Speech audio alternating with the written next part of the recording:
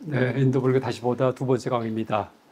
오늘 12연기 설명드릴 텐데, 약간 생사윤회의 법칙입니다. 어떻게 죽고 어떻게 태어나는지, 이걸 12가지 그런 개념으로 이제 부처님께서 정리해 놓으셨는데, 12연기에 대해서도 이게 참 어렵습니다. 12연기. 또 실제 이 경에 보면은 안원존자께서 연기법이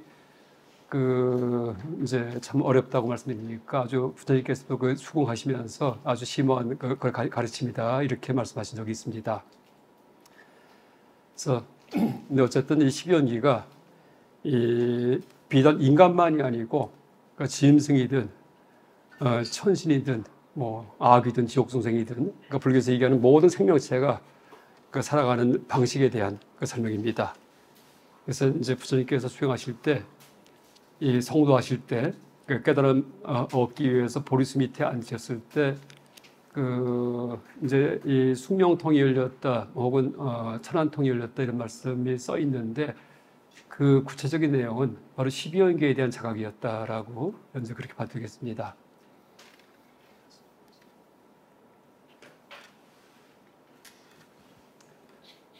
12연계에 대한 가르침을 초기 불전 찾아보면은요, 이제 반드시 이런 말이 같이 함께 써 있습니다. 이걸 보통 연기 공식, 그러니까 수학 공식처럼, 연기 공식이라고 이렇게 말을 하는데, 그러니까 이것이 있으면 저것이 있고, 이것이 생하기에 저것이 생한다. 이것이 없으면 저것이 없고, 이것이 멸하기에 저것이 멸한다. 이렇게 되어 있습니다.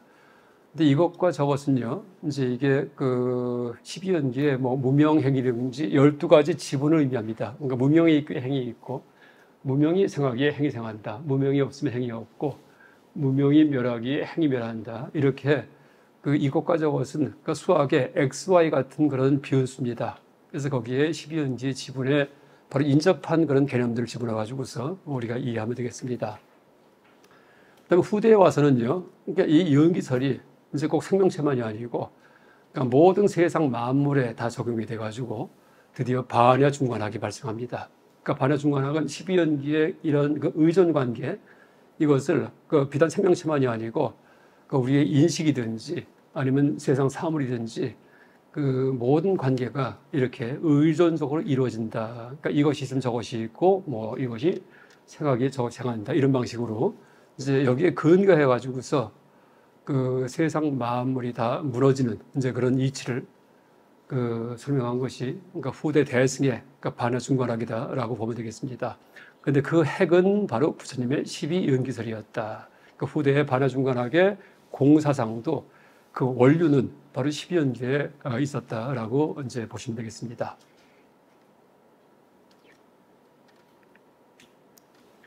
일단 12연기를 제가 도식화해서 이렇게 정리하는데, 그러니까 12연기를 이해하는 방식이 여러 가지가 있지만은요, 이제 가장 먼저 우리가 이해해야 될 것이 삼세 양중 인과적 해석입니다.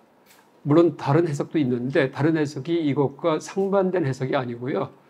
12연계에 대한 해석이 4가지가 있는데 4가지가 다 서로 보완하는 해석이에요. 그러니까 전혀 모순된 게 아닙니다. 또 현대 학자들 가운데는요, 12연기에 대한 태생학적인 어떤 해석은 잘못되었다라고 그렇게, 태생학적인 게 뭐냐 하면은 바로 이 삼세 양중 인과적인 해석이 일부입니다. 태생학이 뭐냐 하면은 어린아이 임신해서 나중에 태어나는 과정이 12연기에 들어가 있는데, 이제 그걸 부정하는 학자들이 있었습니다. 물론 그것도 초창기 불교 연구할 때의 서양 학자들입니다. 근데 이 초기 불전에 보면은 철저하게 정자 안자 얘기 다 나옵니다. 12연기 설명하면서. 그래서 그 얘기도 제가 중화함경 근거돼 가면서 설명드리겠습니다. 그래서 여러분, 불교 공부할 때 불교 학자들의 이론서가 중요하긴 하지만 참조만 하시기 바랍니다. 왜? 다 그냥 학설일 뿐이기 때문에 그 최종 결론은 내가 경을 직접 보고서 그 다음에 내가 소화해서 최종 결론을 갖다 내리는 게 이제 옳겠습니다. 약간 현대 불교학 이론 가운데 잘못된 거 틀린 게 한 반 이상입니다. 그러니까 실제 경과 대조해보면, 논과 대조해보면은. 그래서 또 이 현대 불교학 같은 경우는, 학자들 같은 경우에는 공부 동기가, 연구 동기가 명의욕이에요. 잘난 체하기 위해서. 그래서 남과 뭔가 다른 얘기를 자꾸 하려고 그러고요. 회불, 종교성의 어떤 무너짐, 이건 신경도 안 씁니다. 근데 그 학문이 불교학이 아니고 예를 들어 갖고 무슨 사회학이든지 아니면 언어학이든지 아니면은 뭐 다른 학문일 경우에는 그렇게 특이한 일을 내세우고 주목받고 하는 게 문제가 안 돼요. 그냥 재밌구나 하면 됩니다. 근데 이 불교학 같은 경우에는 종교기 때문에 배후에 우리나라 같은 경우에는 천만 신도가 이제 그걸 지켜보고 있습니다. 그래서 실제 부처님 가르침이 이거다 하고 결론 나면은요, 그걸 따르고 이제 그대로 신행생활하는 이제 그런 이제 신도들이 천만 명이 계시기 때문에 그 영향이 어마어마합니다. 그래서 그 학설이 실제 불교의 신행에 이제 적용하려면은 상당히 신중해야 된다라고 그렇게 말씀드릴 수 있겠습니다. 일단 12연기는요, 생명체의 삶과 죽음, 또 윤회와 이제 환생 과정에 대해서 12가지 개념에 의해 설명하는 그런 교리가 12연기입니다. 일단 밑에 한글로 쭉 토를 달아놨고 위에 한문 써놨는데 설명을 쭉 한번 해보겠습니다. 있는 그대로. 그러니까 무명할 경우에는 무명, 이걸 무지라고 번역을 해둡니다. 그러니까 범어의 아비디아인데 아비디아, 아는 부정의 뜻이고요. 비디아는 뭐 알다, 뭐 박다라는 뜻인데, 그러니까 무지, 그러니까 모르기 때문에, 그러니까 세상 만사를 모르기 때문에, 그러니까 세상의 진상을 모르기 때문에 행이 뭐예요? 행이 업이에요. 업을 짓습니다. 그렇죠? 그 모르는 상태에서 업을 짓는다. 세상이 어떻게 돌아가는지 모르기 때문에 그냥 내 멋대로 행동하는 거, 이게 행이에요. 그렇죠? 불교를 만나지 않더라도요, 여러분 다 행동은 할 거 아니에요? 그게 행입니다. 근데 이제 불교를 만나고 나면은 무명이 아니고 명이기 때문에 행을 바르게 할 텐데, 바르게 하지 못하고서 그냥 제멋대로 합니다. 그래서 선행을 하기도 하고 악행을 하기도 하고. 근데 이제 여러분 보세요. 내가 이제 평생 여러 가지 행동하고 살았는데 한번 행동하고 나면 다 사라지죠. 그래서 내가 어저께는 누굴 막 때렸어요. 근데 하루 지나니까는 다 잊어먹었습니다. 또 그저께는 내가 누구한테 참 잘해줬습니다. 그 음식도 사주기도 하고, 뭐 가난한 사람들 도와주기도 하고, 그다음에 무료 급식소에서 봉사도 하게 하고.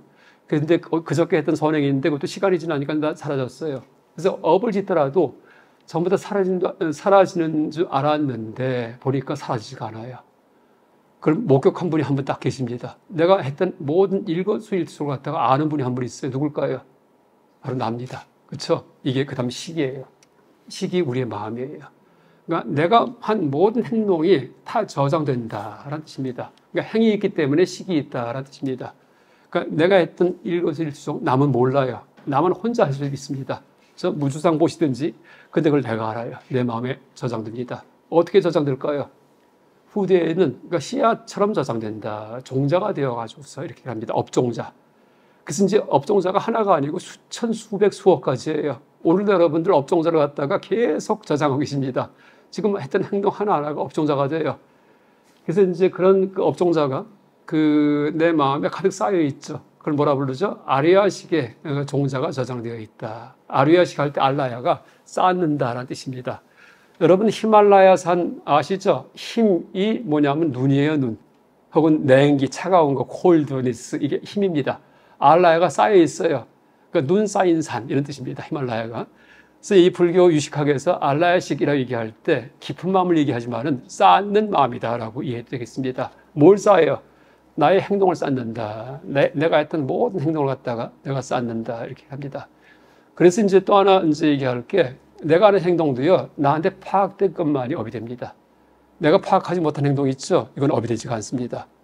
근데 물론 뻔히 알면서 내가 일부러 숲을 걸어가는데 거기에 개미, 지뢰 뭐 다 있어요. 근데 뻔히 있는 거 알면서 일부러 파악하지 않기 위해서 하늘 보고 막 걸어가요. 분합발 신고서. 그것도 업이 돼요. 미필적 고의 살해가 되기 때문에. 지목은 안 했지만 죽을 거 뻔히 알면서 그렇게 행위를 했기 때문에 그건 업이 됩니다. 근데 그게 아니고 서울 시내 한복판에 건물을 깨끗하게 지어가지고서 밑에 바닥을 갖다가 광을 내게 다 청소해놨는데 건물 들어갔는데 걸어가다가는 개미를 콱 밟았습니다. 근데 내가 몰라요. 그냥 지나갑니다. 거기에 그 개미가 있을 리가 없기 때문에. 근데 어떤 사람이 아마 운동화 신고 오다가는 운동화에 묻었던 개미가 떨어진 것 같아요. 근데 뒷사람이 봤어요. 저 사람 개미 죽였네. 근데 이 사람 모릅니다. 그냥 지나갔습니다. 근데 이제 그냥 지나간 사람한테는 업이 되지가 않아요. 왜? 모르기 때문에. 거긴 개미가 있을 곳이 아니기 때문에. 그래서 이제 우리가 인식된 것만이 업이 된다. 이것도 우리가 명심하세요. 또 이 얘기는 유울장에 나오는 얘기예요. 그러니까 나한테 파악된 것만이 업이 된다. 또 하나 얘기할 게 있습니다. 그러니까 내가 아는 것이 업이 된다는 얘기를 하는데, 우리가 안다고 할 때 이제 지금 여러분 12연계 두 번째 업을 얘기하는 겁니다. 행위에 대해서. 어떤 것은 저장이 되고, 어떤 것은 나쁜 업이 되고, 어떤 것은 좋은 업이 되고 할 수도 있는데, 그 안다 모른다 할 때 인식론적으로 파악이 되었다 안 됐다 이런 것도 있고요. 우리가 똑같은 안다 모른다를 쓰지만은요, 가치론적으로 얘기할 수도 있어요. 이게 악행인지 모르고서 한 행동, 악행인지 알고 한 행동, 어떤 게 더 그 과보가 더 클까요? 아, 이건 악이야. 근데 행했어요, 내가. 이거 하고요. 악인지 몰라요. 근데 행했어요. 이거 하고요. 이 경에 보면은요, 악인지 모르고서 하는 악행이 있죠. 이게 과보가 크다. 이렇게 합니다. 왜? 구제불능이기 때문에. 근데 양심의 가책을 느끼면서 악을 행하죠. 이럴 경우에는 언젠가 이 사람이 이걸 거둘 수가 있어요. 이건 과보가 적다. 그렇게 합니다. 이건 반대예요. 그래서 인식론적으로는 알고 하는 행동이 과보가 오지만은 전제론적으로는요, 가치론적으로는요, 알고 하는 행동은 과보가 적고, 모르고 하는 행동은 과보가 크다. 인식론적으로는 알고 하는 행동은 과보가 오고, 모르고 하는 행동은 과보가 없다. 반대입니다. 그래서 우리가 인식과 가치가 달라진다. 이렇게 이해할 수도 있겠습니다. 그래서 이제 어떤 악을 행해도 우리가 육식을 하고 살생을 하고 하더라도, 아, 내가 언젠가 채식하면 좋은데, 물론 채식 뭐 꼭 좋은 건 아니에요. 부처님도 육식도 하셨고, 뭐 달라라마 스님, 티베트는 다 육식하십니다. 일 들어갔고요. 이럴 경우에 이제 이 생명이 참 소중하구나라고 느낀 상태에서 내가 남의 고기 먹는구나, 그렇죠? 내 고기는 먹히지 않지만은 이러면서 이제 육식할 경우에는요 과보가 적습니다. 근데 그게 아니고 그냥 사냥을 좋아하고 큰 죄책감도 못 느끼고 하면서 이럴 경우에 그때는 과보가 크다라고 얘기를 합니다. 그래서 이제 이렇게 업을 지으면 행을 하면은요, 행이 다 사라지는 게 아니고 전부 남아 있어요. 어디에? 내 마음에. 그게 세 번째 식이에요. 이 식이 마음입니다.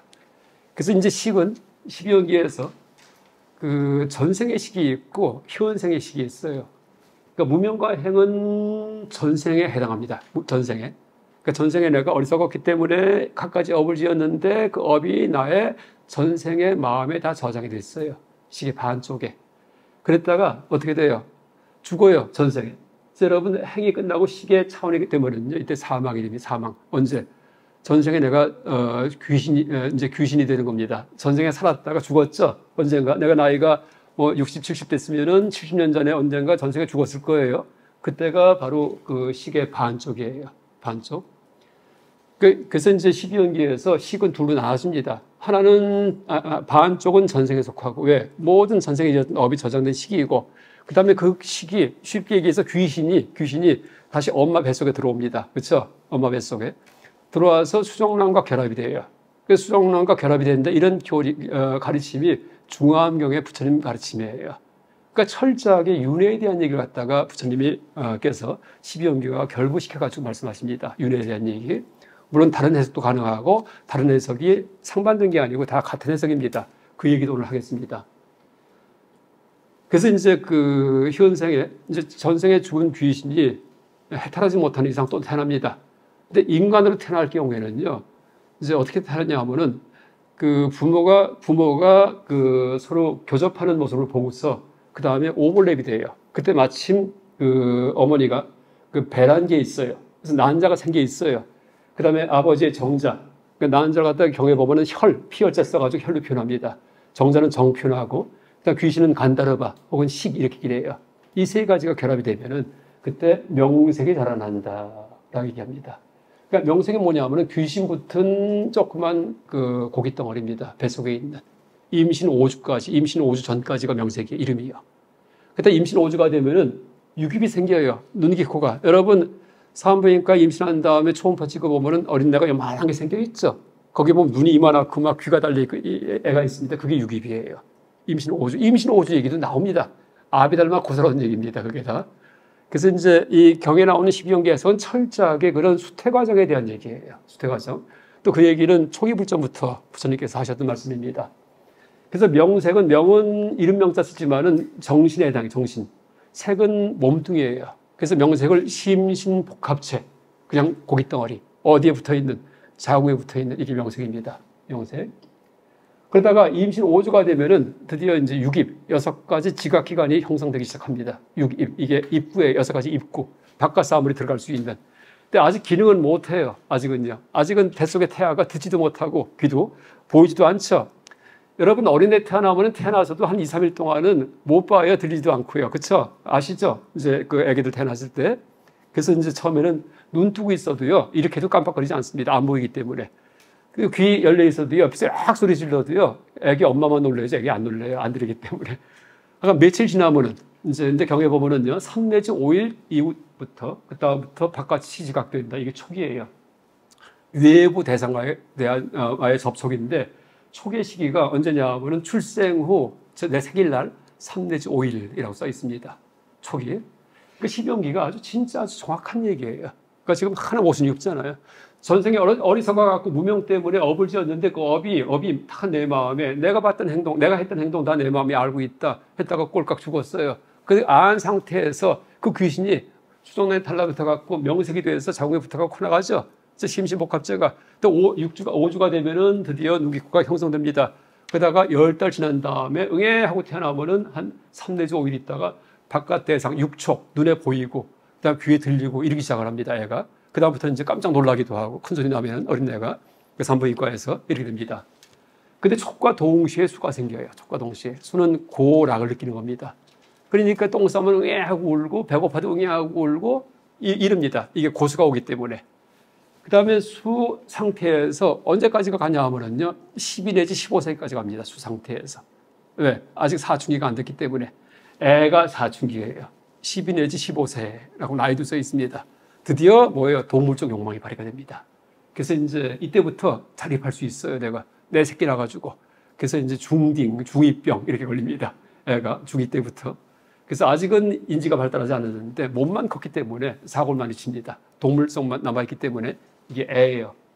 근데 애를 갖다가 여러분 그 나한테 욕망, 음욕이 있고 저 재물욕이 있고 막 갖고 싶고 이런 게 있는데 그걸 막 발휘해요. 그럼 체포돼서 잡혀가죠. 그럼 어떻게 해야지 돼요?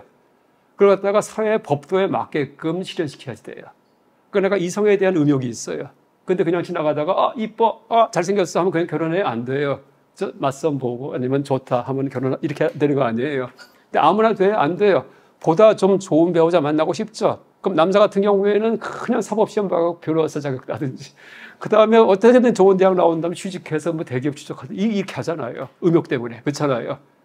그래야지만 됩니다. 이게 취예요. 취. 세계관, 인생관, 가치관 이렇게 됩니다. 그러니까 애가 있더라도 애를 구체화시킨 게 취예요. 애를 그냥 실현시키면 안 되고요. 그래서 이제 물론 이 취에는요 대개 종교적 취가 많이 들어갑니다. 12연계에는요 설명에. 근데 쉽게 우리한테 적용시킨다면은요 취는 애를 실현시키는 사회적 어떤 그 시스템이다라고 가치관이다라고 보면 되겠습니다. 그 다음에 그런 시스템 속에서 어떻게 돼요? 유는 생존이에요. 있을 주자가 아니고 어떤 식으로 살아간다. 유는 3가지예요. 요규, 세규, 무세규 이 3가지입니다. 요기는 대부분의 사람들이 유로 살아가요. 욕망 실현시키면서. 왜? 세속에 살기 때문에. 그 이제 세속에서 섹스와 먹이와 재산과 권력을 추구하기 때문에 이게 다 요구입니다. 그 다음에 이제 세규는 뭐냐면 색계를 추구하는 거예요. 색계. 욕계, 색계, 무색계, 3계 가운데 색계는 뭘까요? 욕망을 떠난 세계예요. 어떤 삶이에요? 우리가 흔히 알고 있는 주변 사람 중에 철학자의 삶이에요. 여러분 다음번에 제가 욕계, 색계, 무색계 설명할 텐데 쉽게 설명하면요. 욕계는 동물적 세계예요. 일반 사람들 다 그렇게 삽니다. 욕망 추구합니다. 큰 집 사고 큰 차 굴리고 좋은 배우자 만나 결혼하고 돈 많이 벌고 애들 잘 키우고 짐승들도 애들 잘 키웁니다. 뭐 하나만 더 얘기한다면은 우리 사회에서 자기 자식 그냥 잘 키우고 그냥 막 옷 잘 입히고 잘 먹이고 그 다음에 그냥 공부시키고 과외 공부시키고 그 다음에 주말만 되면은 어디 음식점 가서 외식하고 그다음 여름 휴가 받아서 용여행 가고 참 좋은 부모죠. 너무나 훌륭합니다. 그렇죠? 근데 티벳 불교 보리도 차전에서는요 상중 하의 삼중에 하하의 하 이렇게 합니다. 그러면서 그런 일은 벌어지도 한다 이렇게 합니다. 그러니까 쥐새끼든지 강아지도요 자기 새끼한테 목숨 바쳐갖고 보호합니다. 그렇죠? 그래서 사람도 그렇게 사는 게 우리가 참 이상적이지만은 물론 그것도 안 하는 인간들도 있습니다. 그럼 짐승 맛도 못하는 인간들이 이렇게 됩니다. 그리고 이제 그렇게 사는 걸 이상적으로 보지만은요 실제는 그런 그 어떤 그 자비심을 갖다가 내 새끼만이 아니고 이걸 확장시켜야 됩니다. 그러니까 자비이사 할 때 사심이 바로 그 얘기예요. 평등사자입니다. 사심, 자비이사, 원친평등, 그러니까 자비희의 마음. 그러니까 남에게 사랑을 주고 남의 고통을 뽑아주고 그다음에 남이 잘 되면 기뻐하고 이 세 가지 마음을 자기 새끼만 그렇게 할 게 아니고 모든 생명에 대해서 이 사심이에요. 원친평등. 이게 불교입니다. 그래서 이제 어쨌든 간에 요규, 세규, 무세규가 있는데 일반 사람들은 다 요규 갖고 살아갑니다. 근데 세규는 뭐냐면 색계의 삶인데 색계가 무슨 색스럽다 할 때 색자가 아니에요. 형상의 세계예요. 형상. 다시 말해 동물적 욕망이 사라진 세계입니다. 색계는요. 뭘까요? 철학자의 세계예요. 그러니까 여러분 삼계 이해할 때 제일 쉬운 게 욕계는 동물적 욕망의 세계, 색계는 철학적 사유의 세계. 여러분 철학자 같은 경우에는요. 의욕이 끊어집니다. 여러분 서양 철학자도요. 결혼 안 한 사람이 많아요. 칸트, 뉴턴, 그다음에 비트겐슈타인 다 혼자 삽니다. 왜 그럴까요? 못생겨서 아니에요. 잘생겼어요. 이성에 관심이 없어요. 하루 종일 세상 만물을 왜 그러니까 지구가 달이 왜 안 떨어지나 이것만 생각합니다. 이성에 관심 가질 시간이 없습니다. 칸트도 순수 이성 비판, 인식이 어떻게 이루어지는가 하루 종일 그 생각만 해요. 이성에 관심이 없어요. 그래서 불교 수행도요. 바로 색계로 내 마음이 올라가야지만 스님이 될 수가 있습니다. 그러니까 스님의 수행은요. 색계부터예요. 색계부터 뭐가 있어요? 초선, 2선, 3선, 4선 아니에요. 선이 뭐예요? 선이 철학적 사유예요. 딴 게 아니고 곰곰이 생각하는 것, 정해쌍수, 지관쌍운. 지와 관이 합해지면 사마타 윗바사나가 합해지면은 지가 마음을 멈추는 거 곰곰이, 관이 생각하는 거, 그렇죠? 정해쌍수. 그러니까 정해쌍수, 지관쌍운이 용어가 어려워요. 근데 그냥 평범한 말입니다. 곰곰이 생각하는 겁니다. 하루 종일 곰곰이 생각합니다. 권력도 관심이 없고 돈도 관심이 없고 비트겐슈타인도 부잣집 아들이에요. 자기 재산 다 줘버립니다. 관심이 아예 없어요. 항상 어로의 문제 이거 갖고 살았기 때문에 그렇죠. 그래서 이제 그런 사람들은 계율이 저절로 갖추어져요. 그걸 경에서 뭐라 부르냐면요, 그런 거를 도공계 이렇게 부르는 도공계, 도와 함께하는 계다 얘기합니다. 그래서 여러분 동물적 욕망 끊기 힘들죠. 이럴 경우에는요 철학적 사유에 살면 됩니다. 하루 종일 그 생각만 하면 돼요. 이러면 이성 관심 없어집니다. 여러분 러스킨이라는 사람 아세요? 존 러스킨. 미술 비평가이기도 하고 이제 문학인이기도 하고 여러분 가끔 가다가 이 고속도로 휴게소에 화장실 가면은요 좋은 글귀 써 있어요. 그 밑에 존 러스킨 이렇게 써 있습니다. 이 사람 소재로 한 영화가 있어요. 한번 찾아보세요. 제가 넷플릭스 봤는데 결혼을 했는데 섹스를 안 해요. 5년간을 갔다가 나중에 이혼합니다. 결혼 너무나 이쁜 아가씨하고 했어요. 20살 연하에다가 어릴 때부터 알던 너무나 착하고 선하고 근데 의욕이 없어 이 사람이야. 그래서 이제 그 영화의 주제가 뭐냐면 러스킨 비판하는 거예요. 결혼했는데 저렇게 아리따운 아가씨가 그냥 아주 매정하게 이 부인으로다가 취급하지 않았다. 근데 전 그걸 보면서 야, 저 사람 철학자구나. 평생을 색계에 살았구나라고 알았습니다. 그래서 이제 스님들 독신 수행하신 이유가 그 마음이 색계 차원으로 올라가기 위해서예요. 색계부터는 남녀가 없습니다. 음욕이 다 끊어지기 때문에. 그래서 유도 이제 요구가 있고 요규. 일반 사람은 다 요규 갖고 삽니다. 욕망을 추구하면서 동물적 욕망을 추구하면서. 그다음에 이제 세규가 있고 세규가 이제 뭐냐면은 철학자의 삶이고. 그다음에 무세규가 뭐냐면은요. 이건 철학자보다 더 올라가요. 철학자 같은 경우도 머리 굴려야 되죠. 이것도 귀찮아요. 그러니까 삼매에 들어가 삼매예요. 가만히. 그래서 무세규는요. 삼매의 세계예요. 그래서 삼매가 네 가지가 있어요. 그래서 이제 공부면 삼매, 식무면 삼매, 무소의 삼매, 비상, 비비상 삼매. 이 얘기도 제가 자세한 설명을 다음 시간에 합니다. 자, 여러분 3계 예불문에서 3계 도사 사생자부 할 때 3계가 참 모든 생명체가 사는 현장인데 윤회의 현장인데 욕계, 색계, 무색계 어려워요? 어렵지 않아요. 욕계는 그냥 우리의 세계예요. 먹이 추구하고 재산 추구하고 권력 추구하고 이성 추구하는 거 짐승같이 이게 욕계고 색계는 철학자의 세계. 극히 드물어요. 그런 사람들은요. 근데 진짜 음욕이 끊어졌어요. 이성에 관심 자체가 없어요. 그 이해가 서양 철학자들 결혼하는 사람 너무나 쇼펜하우도 결혼 안 했습니다. 그래서 이제 한번 찾아보세요. 결혼하는 별로 없습니다. 결혼하는 사람 자체가 별로 없어요. 그러니까 서양 철학자들 왜? 그러니까 도공격, 도가 높아지기 때문에 뭐 부처는 아니지만은 함께 기회가 저절로 갖추어지니까. 그 다음에 삼매의 세계 들어가죠. 이건 뭐예요? 철학도 귀찮기 때문에 집중하는 겁니다. 이때는 정공계, 정과 함께하는 기회다. 이게 도공계, 정공계도 불교 전문 용어입니다. 그래서 계정의 사막을 닦아도 되지만은요. 이제 실제 더 확실하게 끝을 내려면은요. 내가 철학적 사유, 삼매에 들어가 버리면은 걔가 그냥 누가 가르치지 않아도 힘들지 않게 그냥 갖춰진다. 이렇게 봐도 되겠습니다. 이게 유예예요. 그래서 이제 짐승의 삶을 살 것인가, 철학자의 삶을 살 것인가, 그 다음에 삼매의 삶을 살 것인가, 요기요, 세기, 무세기로 나눠집니다. 근데 그렇게 살아도 다 윤회예요. 철학자도 윤회하고 삼매에 들어가 윤회합니다. 삼매도 불교에서 추구하는 게 아니에요. 부처님께서 성도하기 전에 삼매 2개 닦으셨잖아요. 그죠? 무소유 삼매, 비상, 비비상 삼매. 그다 다 버리시죠. 왜? 삼매 올라가면 그때뿐이에요. 그때 합니다. 내려오니까는 하나 의문이 해결 안 돼요. 뭐가? 나는 누굴까? 세상에 왜 있을까? 죽으면 어떻게 될까? 삼매 갖고 해결돼요? 안 되잖아요. 그래서 반드시 뭐예요? 집중에다가 뭐예요? 사유가 필요하다는 얘기, 관찰. 따져봐야 됩니다. 그래야지만, 아, 내가 없구나, 무아. 이러니까는 나는 누굴까? 이게 뭐예요? 가짜 의문이에요. 여러분, 나는 누굴까 있지? 이게 가짜 의문입니다. 그 다음에 왜 죽을까? 이것도 가짜 의문이에요. 왜 우리 지금 살아있지 않아요? 그 다음에 세상이 뭘까? 세상이 왜 존재하는가? 세상 지금 존재하지도 않아요. 왜? 비존재를 본 적이 없기 때문에. 비존재에 의존해서 존재가 있는데, 여러분, 세상 없는 거 본 적 있어요? 없죠? 그럼 이게 존재를 알 것도 없어요. 우리는 살아있다 할 것도 없고, 존재를 알 것도 없고, 이렇게 사라집니다. 이게 바로 공사상이에요.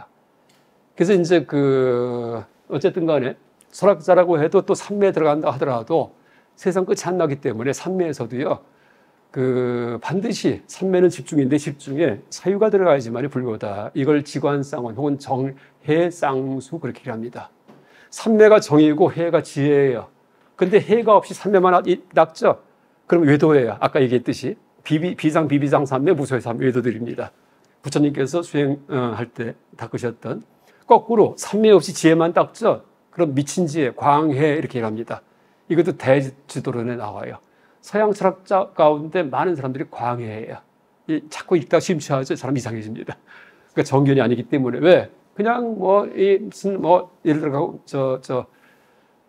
미셸 푸코 같은 경우에 이제 해체주의 선두인데 그 사람 에이즈 환자예요. 평생 에이즈병 고생했는데 이 동성연애자입니다. 물론 이게 비난하는 거 아니에요. 그 성적 취향이야. 그 자유지만은 약간 동성연애자가 에이즈 걸리잖아요. 그 다음에 그 사람이 쓴 책에 성의 역사라고 있어요. 그게 자기 변호예요. 그 성에 대해서 어떻게 취급했는지, 성에 대한 편견에 대한 이제 그런 어떤 기술입니다. 그러니까 이제 그런 사람들이 책을 쓴다는 얘기예요. 그렇죠? 담배 피고 술 마시면서 또 나중에 데리다 같은 경우에도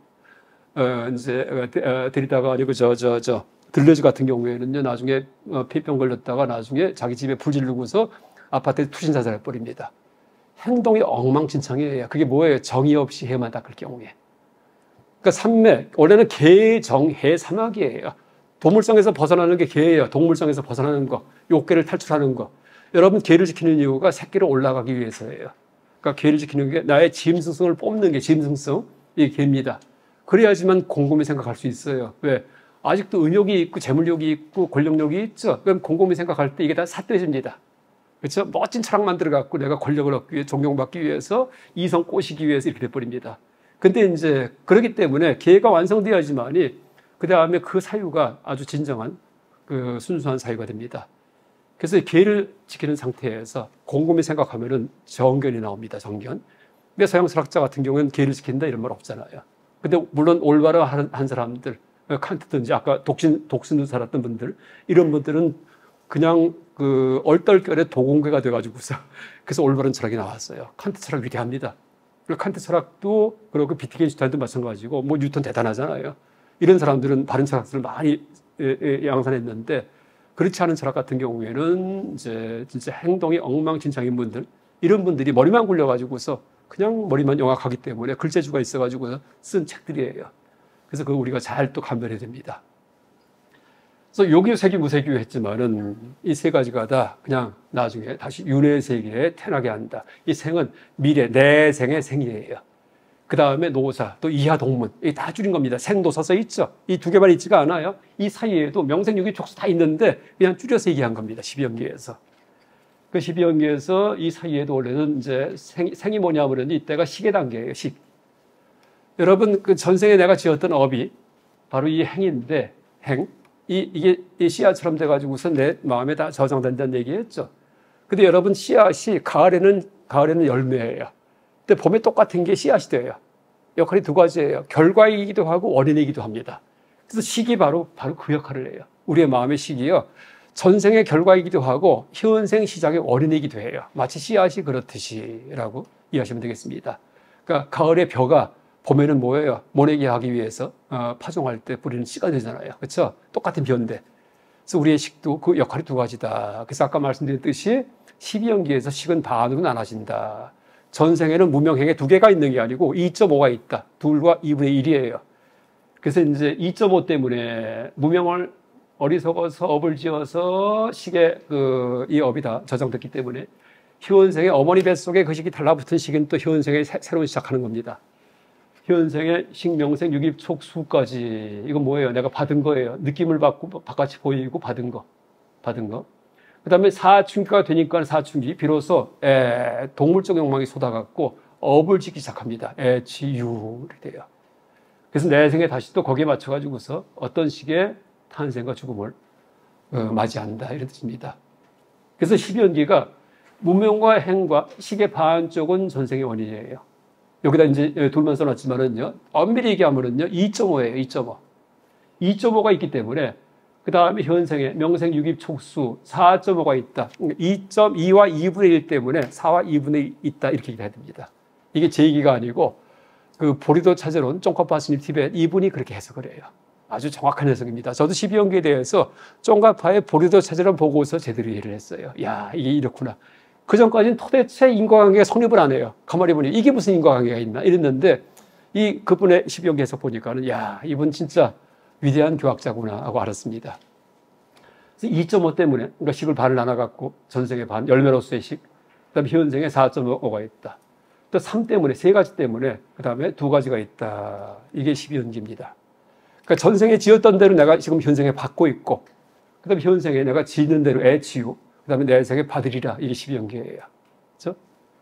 여러분, 이 수는요, 수가 고락인데, 이게 그 글자는 하나만 써놨지만은요, 현생에 내가 누리는 모든 희로애락을 갖다가 다 여기 포함되어 있습니다.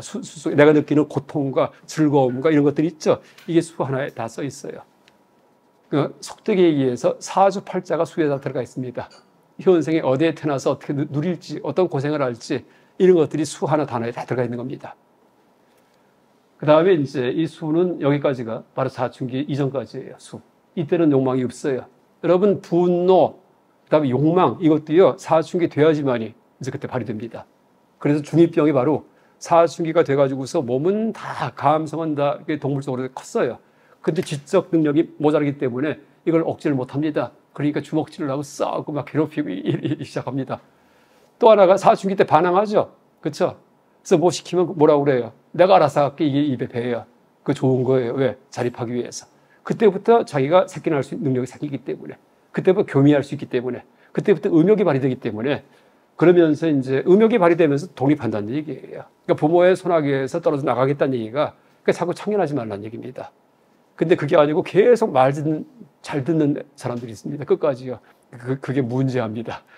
그러니까 사춘기가 되면은요, 드디어 이제 열매가 떨어지듯이 독립하는 시기이기 때문에 그러니까 하나의 독립된 개체로서 새끼 낳아서 키울 수 있다.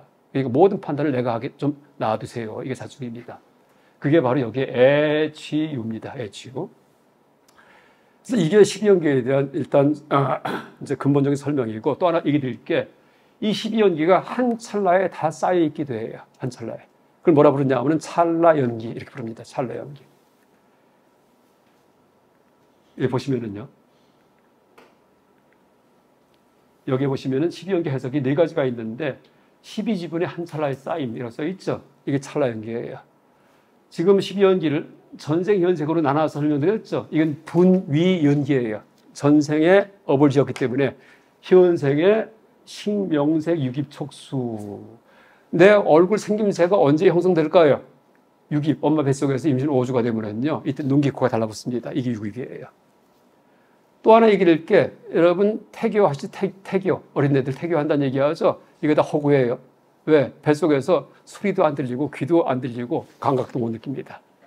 뱃속에서 나온 다음부터 귀가 들리고, 그 다음에 그것도 한참 있다가, 3년, 5일 있다가. 그래서 태교가 막 유행한 게 1960년대에 페미니즘 유행하면서. 물론 임신한 여인들은 우리가 보호해야 됩니다. 그래서 영양도 많이 공급하고 도와주고 힘들기 때문에. 그건 뭐 당연히 그건 당연한 건데 거기다가 또 애까지 달라붙어 갖고서 막 이렇게 하면 허구입니다. 여러분 태교 안 하더라도요. 될 사람 다 돼요. 왜? 입태, 불교적으로 볼 때는요. 이때 어떤 귀신 들어왔냐 이게 더 중요합니다. 전생 지은 업이 있는데 현생에 태교 10달 해봤자 안 바뀝니다.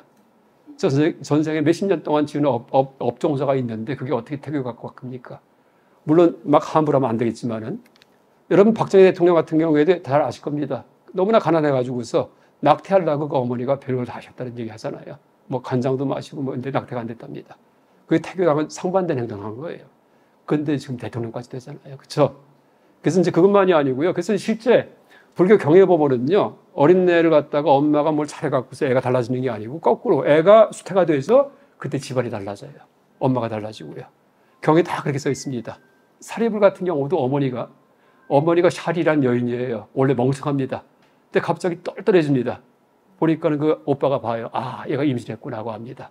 근데 임신한 태가 대단한 인물이 들어왔구나 하면서 그 오빠가 그다음부터 공부를 해요. 왜? 나중에 조카가 태어났는데 나를 무시할까봐. 그 이름이 누구냐 하면 장조범지 혹은 마하구이라 존자입니다. 마하꼬티카 존자. 나중에 스님이 되십니다. 그래서 장조, 손톱이 길어요. 이렇게 손톱이 길어요. 안 깎아요. 왜? 자기가 얼마나 오래 공부했는지 그 증거를 조카한테 나중에 보여주기 위해서. 그래서 그다음부터 손톱을 안 깎고서 바라본 게 성전부터 다 밀합니다. 그러다가 이제 그게 뭐냐 하면은 그 사리불이 임신돼 가지고서 그 누이 동생이 변했다는 얘기예요. 또 하나 여러분 화엄경에 보면은요. 선제동자가 임신됐을 때 서상이 나타나요. 집안에서요. 그렇죠? 그래서 태가 들어올 때 이 집안이 변하는 거지 집안의 분위기를 바꾸고 클래식 음악을 틀어서 태가 변하지 않습니다. 이게 불교 이치예요. 그래서 불교에서는요. 이 태교를 할 게 아니고요. 입태 기도를 시켜야 돼요. 입태 기도예요. 만약에 우리가 종교의식 한다면은 처음 신랑 신부 결혼하잖아요. 그럼 아기 가지려고 마음먹었을 때 그때 그 직전에 와서 절에 와서 기도하는 겁니다. 그렇죠? 그래서 좋은 분들 오게 해달라고 이렇게 해야 됩니다. 그러니까 불교 경에 써있는 이치대로 한다면은 그냥 실수로 해놨고 그냥 그러다가는 오늘 비 못 아이에게 생겨 이게 안 되고 그렇죠? 그 아무나 들어옵니다. 그게 아니고 그럴 거 아니에요. 그러니까 사회에 진짜 그 등불이 되고 연꽃 같은 역할을 하는 이런 분이 들어오셔가지고서 그렇죠? 우리가 잘 키우겠다 이런 다짐을 미리 하게 한 다음에 그 다음에 이제 임신하게 하고 이게 불교적입니다. 그래서 이제 그것도 하나 제가 그 12연계의 어떤 교훈이에요. 12연계의 교훈. 불전에 근거한 겁니다. 아까 현대 학문에다가 막 불교를 끼워 맞추면 안 돼요. 불교의 관점에서 현대 학문을 다시 우리가 비판하고 재단해야 된다. 이렇게 할 수 있겠습니다. 그래서 이제 그 찰나연기는 다 쌓여 있는 건데 이제 보세요. 이게 무명, 행식, 명생, 유기비 다 쌓여 있어요. 여러분 지금 무명이 있어요? 없어요? 있죠? 여러분 깨달았지 못했잖아요. 전생에 지었던 그 업들, 업종자 이게 다 지금 마음속에 있을 거 아니에요. 그러니까 실제 무명, 행식 이거는요. 뭐예요? 현재 내 이 시점에 다 쌓여 있어요. 지금도 무명이 있고 행이 있고 전생에 죽었던 귀신의 식이 지금 있는데 그 엄마 뱃속에서 형성된 DNA 덩어리가 이렇게 큰 겁니다. 이 명색이에요. 그다음에 그때 생긴 눈, 귀, 코가 지금 붙어 있죠. 그다음에 태어나서 한 3 내지 5일 때 외부 대상이 이제 느껴지다가 지금도 느끼고 있죠. 초기예요. 지금도 고통을 낙을 느끼죠. 이게 수예요.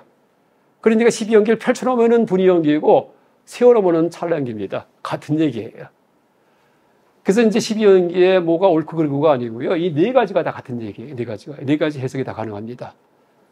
예를 든다면은, 비유한다면은, 여러분 프로이드 심리학에 보면은 영유아기 때 이제 어떤 상처를 갖다가 입지 아직 말 못할 때인데 이제 뭐 구순기, 항문기 이렇게 얘기를 합니다. 그래서 민감한 피부 부위에 그래서 이제 예를 들어서 항문 이제 변가리기를 갖다 일찍하죠. 변가리기 애를 갖다가 이제 원래는 기저귀에다가 막 퍼즐 놓으면 따가지고 했는데 얼른 이제 화장실 데려가서 변누기 훈련을 해요. 그렇죠? 이걸 일찍하죠. 그럼 이런 애가 커서 구두쇠가 된다, 자린고비가 된다 이렇게 이 프로이드예요. 왠지 아세요? 어린애가 할 줄 아는 게 아무것도 없어요. 우는 거, 패기치는 거예요. 그렇죠? 똥 싸는 그런데 자기가 하는 게 딱 하나 있습니다. 똥 싸는 겁니다. 그러니까 자기가 만든 거예요. 그렇죠? 그러니까 똥 싸고 좀 어린애가 변을 보고 나면은 자기가 즐겨야 되는데 변 보자마자 화장실에 뚝뚝 떨어져 나가요. 아이고 허무하구나 이럽니다. 그러니까 뺏겨 나가는 그런 박탈감을 느낀답니다. 그러면서 그 심리 속에서 절대 안 뺏겨야지 이런 마음이 생겨가지고서 나중에 점심 저녁 한 끼 남한테 밥 한 끼 안 사주는 그런 구두쇠로 변한다 이렇게 해요. 이게 이제 그 말이 맞는지 틀린지 모릅니다. 근데 프로이드 심리학에서 그런 어릴 때의 어떤 상처 마음에 이게 성인이 된 다음에도 컴플렉스 형성해가지고서 뭐 이제 뭐 용이든지 이런 얘기를 하는데 이제 보세요. 그 마음의 상처가 언제 발생했어요? 어릴 때예요. 그 마음의 상처가 지금도 있어요? 있어요. 그렇죠? 그러니까 펼쳐놓으면 어릴 때고 쌓아놓으면 지금이에요. 그러니까 12연기가 펼쳐놓으면 불이연기고 그냥 쌓아놓으면 지금이에요. 그래서 여러분 그 12연기에 대한 해석도 여러 가지가 있지만은요. 이게 다 서양학자들 거 다 배격하십시오. 그리고 실제 경에 나오는 이 네 가지 해석. 그 다음에 원속은 현생에 지었는데 내내생에 받는 거, 뭐 삼생에 있다 받는 거, 멀리 이어지는 거. 또 지금 받는 과보가 바로 전생 게 아니고 전전전생에 게 지금 받는 거. 이거 원속이에요. 이것도 가능해요. 그 다음에 연박은요. 12연기가 12찰나에 걸쳐가고서 으르륵 일어나는 거. 이건 연박입니다. 연속돼서 속박된다라고 그렇게 얘기를 합니다. 그래서 이제 12연기를 이해하실 때 이렇게 그 전생에 지었던 대로 현생에 내가 받고 있고 현생에 짓는 대로 내가 내 생에 받으리라 라고 얘기를 하지만은 이것도 옳은 해석이고 또 이게 가장 정통 해석이고 이 해석이 충분히 이해가 된 다음에 그 다음에 찰나에도 쌓여있다 그 다음에 뭐 전전생도 나중에 연결된다 이런 식의 2차, 3차적인 해석은 그러니까 보완하는 해석으로 다 우리가 그렇게 수용하면 됩니다. 자, 여기서 문제 하나 내겠습니다. 이제 12연기 이제 강의 마무리하겠습니다. 여러분 이제 이렇게 12연기에 대해서 배웠어요. 전생에 내가 지었던 대로 받고 있고, 그 다음에 지는 대로 받으리라. 이게 12연기예요. 근데 우리 이제 보통 일반적으로 사회에서 보면은요, 착한 사람이 손해본다는 얘기 하죠. 그 말이 맞아요, 틀려요? 맞는 것 같죠? 근데 그거 틀린 말이에요. 착한 거는 12연기에서 어디에 해당해요? 애치유, 여기에 해당합니다. 그렇죠? 내가 행위하는 거. 손해본다는 거 어디에 해당해요? 수에 해당해요. 인과가 성립하지 않아요. 내가 지금 착한 거는요, 앞으로 나의 미래와 내생을 결정합니다. 과보가. 지금 내가 손해보죠? 이건 전생 업 때문이에요. 착한 사람이 항상 손해보는 게 아니에요. 착한데도 이득 보는 사람도 있고 손해보기도 해요. 또 악한 사람도 이득 보기도 하고 손해보기도 해요. 그렇죠? 근데 악한 사람이 보니까 왜 이득 볼까요? 전생에 손없지는 게 있기 때문에 그 과보 받는 겁니다. 근데 악하기 때문에 미래가 참 참혹하구나 하면 됩니다.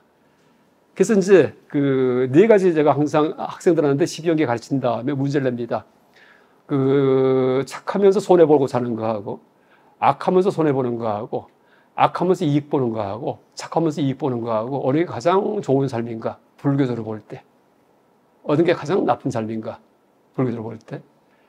가장 좋은 게 착하면서 손해보고 사는 겁니다. 왜? 착하기 때문에 미래에 그 내가 받을 행복의 씨앗을 심어요. 계속 꿋꿋이 착하기 때문에 하나 나쁜 일 안 합니다. 악한 일 안 합니다. 그 다음 손해보기 때문에 전생에 내가 지었던 악업종자의 과보를 미리 다 받아버립니다. 씻어버리는 겁니다. 그러니까 어느 순간 되면은요, 그 다음부터 좋은 일만 있을 거예요. 그러니까 착함에도 불구하고, 손해봄에도 불구하고 꿋꿋하게 착하게 살아다. 이게 12연기 이치입니다. 가장 나쁜 게 뭘까요? 악하면서 이익 보는 겁니다. 그냥 슬쩍 해가지고서 뇌물 받고 잘해주고 이렇게 하면 집에 들어와서 오늘 100만 원 벌었다 이러는 거. 그죠? 이런 사람들 가장 참혹한 삶이에요. 왜? 내가 행복한 거는요, 전생 업 때문이에요. 그렇죠? 지금 뭐 어떤 행동 때문이 아니고 내가 지금 잘못했죠? 부정부패하고 뭐 이상한 짓 하죠? 이건 전부 다 앞에 나의 미래를 갖다가 결정합니다. 그러니까 지었던 복은 깎아먹고 있고 앞으로는 악업만 짓고 있고 야, 내 생이 무섭구나. 이게 뭐예요? 나쁜 행동하면서 아주 간악하게 살면서 이러면서 행복하게 사는 사람들 가장 참혹한 미래다 이렇게 할 수 있겠습니다. 이게 12연기입니다. 그래서 이제 그 불교를 모르더라도요 동아시아 속담에 있잖아요. 뭐예요? 적선지가 필유여경. 선을 쌓은 집안은 반드시 팔자에도 없는 남은 경사가 있더라. 여러분 주변도 그래요. 꿋꿋하게 착한 분들 보면은요 만년이 괜찮아요. 그래서 나중에 사수들이 잘 되고 있습니다. 젊을 때 그렇게 무시했는데도 꿋꿋하게 그냥 돕고 봉사, 보니까는 나중에 우리 애들은 다 엉망인데, 저 집은 다 잘 됐어요. 착하게 살아야지. 현생 다 끝났구나. 내 생에는 이렇게 됩니다. 그래서 12연계의 교훈이 아까 인과응보, 그 다음에 이제 우리의 생명체 모든 삶이고, 또 인간만이 아니고 짐승도 적용돼요. 짐승도 애가 있어요. 여러분 짐승도 사춘기가 있어요. 강아지도요. 낳자마자 새끼 못 낳죠? 좀 큰 다음에 새끼 납니다. 바퀴벌레도 사춘기가 있어요. 애가. 그렇죠? 그래서 이 12연기는 인간만이 아니고 천신, 인간, 짐승 다 해당합니다. 또 하나 무색계 중생도 12연기가 있어요. 무색계. 그래서 무색계 중생의 12연기는요. 명색할 때 여기에 그 색을 뺍니다. 그러니까 이제 제가 경을 보니까 아비달마 대비바선을 보다 보니까 무색계 종생의 12연기 설명할 때는요, 명색에 색이 없어요. 왜? 물질이 없기 때문에. 그러니까 정신적 삼묘경이기 때문에, 식이 있기 때문에 명이 있다. 이렇게 나갑니다.